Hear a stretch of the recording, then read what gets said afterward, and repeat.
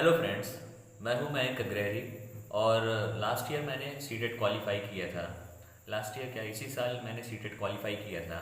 और जो मेरा पेपर वन का मार्क्स था वो था 123 और पेपर टू में थे 130 मार्क्स। ठीक है, तो इस वीडियो में हम डिस्कस करने वाले हैं कि मैंने कैसे तैयारी की थी अपनी। सबसे पहले मैंने क्या किया था कि प्रीवियस ईयर पेपर और सिलेबस से होकर गुजरा था।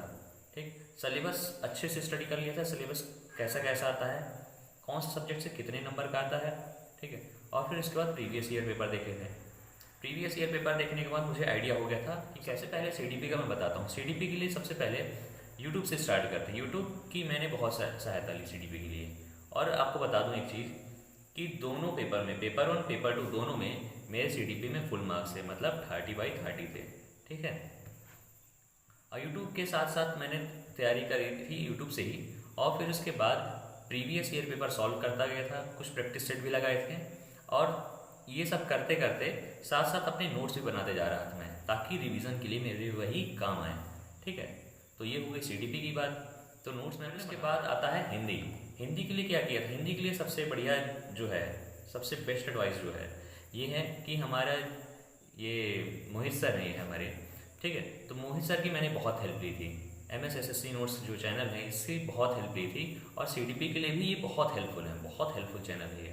ठीक, एकदम मोहित सर का जो एकदम सटीक जो बताते हैं हिंदी में, ठीक है, वो आपकी बहुत हेल्प करेगा। और साथ साथ मोहित सर के अलावा, उनके गाइडेंस के अलावा आप प्रीवियस ईयर पेपर सॉल्व करिए, दैट्स इट, और कुछ नहीं करना।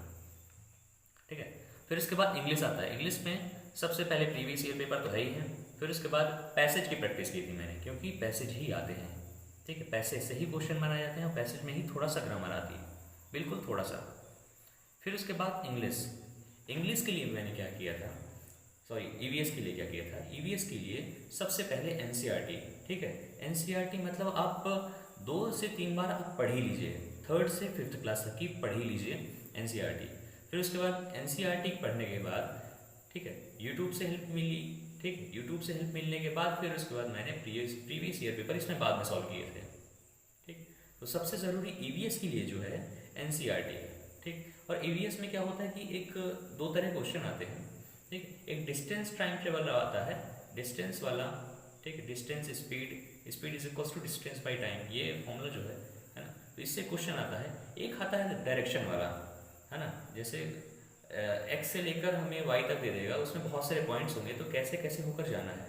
ये क्वेश्चन, 2 क्वेश्चन कंपलसरी आते ही आते हैं, और एक मैप वाला क्वेश्चन, 3 क्वेश्चन आते ही आते हैं। तो इनकी आप अच्छे से प्रैक्टिस कर लीजिएगा, नहीं तो ये आपके एग्जाम में गलत कर सकते हैं। ठीक है, ये आपके 1-2 नंबर ले जाएंगे। इनकी अच्छे से प्रैक्टिस बहुत ज़रूरी है। ठीक, और फिर उसके बाद मैंने मैथ के लिए क्या किया था। मैथ के लिए सबसे पहले, ठीक, मेरा क्या था कि बायोलॉजी बैकग्राउंड था, तो मैथ मेरे को इतना अच्छी नहीं आती। मैथ में फिर भी मेरे काफ़ी ठीक मार्क्स हैं। मैथ में सबसे पहले मैंने स्टार्ट किया था एनसीईआरटी से। ठीक है, क्योंकि मैंने देखा प्रीवियस ईयर पेपर सॉल्व करते समय कि जो मैथ का पूरा एग्ज़ाम हो रहा है, पूरा जो पेपर आ रहा है वो एनसीईआरटी बेस्ड ही है, पूरा एनसीईआरटी बेस्ड है। तो मैंने एनसीईआरटी से स्टार्ट किया था। क्लास 6 से 8 तक की एनसीईआरटी पूरी सॉल्व कर ली थी। और उसे एक बार नहीं 2 बार सॉल्व किया था। एक बार क्या किया था, पूरा सॉल्व किया था। एक बार फिर दोबारा क्या किया था मैंने, जब पहली बार सॉल्व कर रहा था उसमें टिक करता गया था कि मेरे को कौन कौन से दोबारा कर लेने हैं, जिससे मेरे पूरे एक तरह से रिवीजन हो जाए। तो मैंने कुछ क्वेश्चन टिक कर लिए थे, फिर वही क्वेश्चन मैंने बार बार सॉल्व किए थे। तो प्रैक्टिस का बहुत बड़ा रोल होता है सीटेट एग्जाम में। और बहुत सारे पेपर क्या होते हैं, पेपर में क्या होते हैं, बहुत सारे क्वेश्चन रिपीट होते हैं। ठीक है, तो रिपीटिशन होता है बहुत ज़्यादा। तो आप प्रीवियस ईयर पेपर तो अच्छे से सॉल्व ही कर लीजिएगा, उससे आपको पेपर का आइडिया भी हो जाएगा और क्वेश्चन कैसे आते हैं। और एक बार क्या होता है कि जैसे यार पूरा क्वेश्चन पेपर अगर सॉल्व कर लेते हैं एग्ज़ाम के पहले, वो आपके लिए काफ़ी हेल्पफुल रहेगा। ठीक है, और साथ में गाइडेंस तो मिलती रहती है ना, यूट्यूब से मोहित सर गाइडेंस जो देते हैं वो बहुत बढ़िया गाइडेंस रहती है। इसके अलावा साइंस, लास्ट क्या था मेरा, साइंस था। ठीक है, तो साइंस पेपर 2 में मैंने क्या किया था, सबसे पहले तो एनसीईआरटी ही की थी। ठीक, एनसीईआरटी सबसे पहले क्लास 6 से 8 तक की पूरी एनसीईआरटी में पढ़ लिया था। वो भी एक बार नहीं, 2 से 3 बार। और एक बार पढ़ने में क्या होता था, एक बार पढ़ने में क्या होता था, बस चीज़ें समझ में आ गई, ये चीज़ होती है, लेकिन होता क्या था कि वो चीज़ें हमें याद नहीं रहती। तो पहली बार पढ़ने के बाद फिर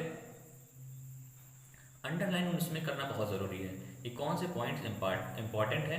और साथ साथ मैं क्या कर रहा था, प्रीवियस ईयर पेपर भी सॉल्व कर रहा था, ताकि जो पुराने पेपर है ना, पेपर रिपीट भी होता है, ठीक है, आपको पता है ये पेपर रिपीट होता है। और तो क्या होता था कि पेपर, प्रीवियस ईयर पेपर पढ़ लिए, मुझे पता चल गया ये प्रीवियस ईयर पेपर में ये क्वेश्चन आया, पढ़ते समय वो मुझे मिल गया, उसको मैंने अंडरलाइन कर लिया।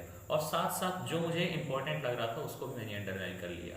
और तीसरा चीज़ मैंने अंडरलाइन किया था जो मुझे बार बार भूल जाता था। तो ये तीन कॉम्बिनेशन जो मैंने बनाए थे ये बहुत कारगर तरीका था। तो मेरे लिए बहुत बढ़िया रही ये स्ट्रेटजी, ठीक है, साइंस की। और ठीक, तो इसके अलावा इन सब के क्या थे, मैं नोट्स भी बनाते जा रहा था। जैसे मैथ के कुछ फॉर्मूलेस थे, उसके नोट्स बनाते जा रहा था मैं। और साइंस के ज़्यादा नोट्स नहीं बनाए, क्योंकि मेरा साइंस सब्जेक्ट ही था, तो मुझे कोई दिक्कत नहीं आई साइंस में इतना।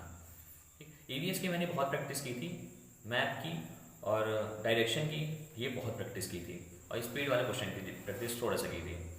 ठीक, सबसे बड़ा जो आता है, सबसे बड़ा जो हिस्सा आता है सीडीपी का होता है, ठीक है। आप सबको पता है कि पांच पांच होते हैं, पेपर होते हैं, ठीक है, पांच सब्जेक्ट आते हैं, सॉरी।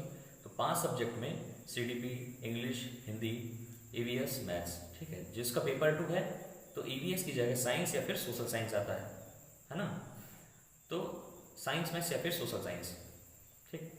तो होता क्या है कि सीडीपी जो है सबसे ज़्यादा पार्ट कवर करती है, 30 मार्क्स की तो आती है, बाकी सब्जेक्ट में भी सब्जेक्ट की पेडागोजी आती है 15 मार्क्स की, ठीक है। ऐसा लिखा हुआ नहीं, लेकिन ये आती है। जैसे आप प्रीवियस ईयर पेपर से आप जाएंगे तब आपको पता चल जाएगा ये। तो पेडागोजी बहुत ज़रूरी है, मतलब सीडीपी बहुत ज़रूरी है। और सीडीपी क्या है, बाकी सभी सारी पेडागोजी का क्या क्या है, आधार है। तो सीडीपी आनी बहुत ज़रूरी है। तो सीडीपी के लिए मैंने आपको बताया कि यूट्यूब से पढ़िएगा, ठीक है। मोहित सर का चैनल है, ठीक है, MSSSC नोट्स, तो उससे आप बहुत हेल्प ले सकते हैं। और मेरे नोट्स बनाने में भी ये चैनल मुझे बहुत हेल्पफुल रहा, बहुत ज़्यादा हेल्पफुल रहा, ठीक है।